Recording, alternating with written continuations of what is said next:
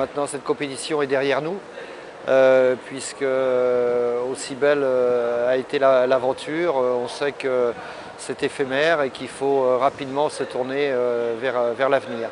Alors l'avenir pour nous, c'est un avenir immédiat, puisque d'ici 10 jours, on aura joué nos 2 matchs de la Ligue des Nations contre le Curaçao.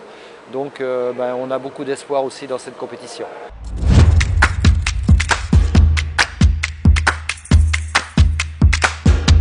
Le premier objectif, c'est d'être devant cette équipe de Curaçao sur les 2 matchs.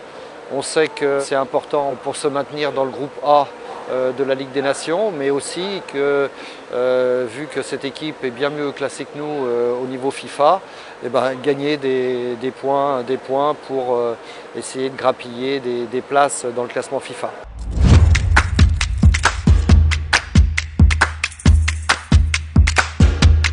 Alors oui, ça c'est un objectif, mais je dirais que les matchs contre le Curaçao ne suffiront pas pour être dans les 6 premiers. C'est un objectif, je dirais, réalisable, mais il faudrait faire un parcours pratiquement parfait d'ici le mois de juin 2020 pour être dans les 6. Mais si jamais on n'est pas dans les 6, on sait que la compétition continuera.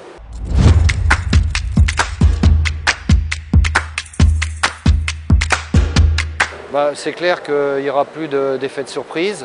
Tout le monde a vu ce que l'équipe était capable de faire à la Gold Cup.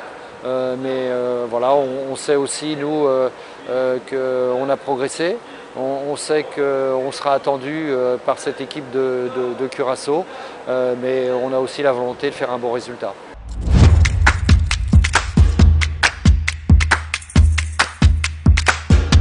Non, c'est pas ça. Simplement à la Gold Cup, on avait un effectif de 23 joueurs. Là, pour cette compétition, on ne sera que 18. Donc j'ai dû faire des choix. Parfois un petit peu obligé, puisqu'il y a eu à nouveau des blessures.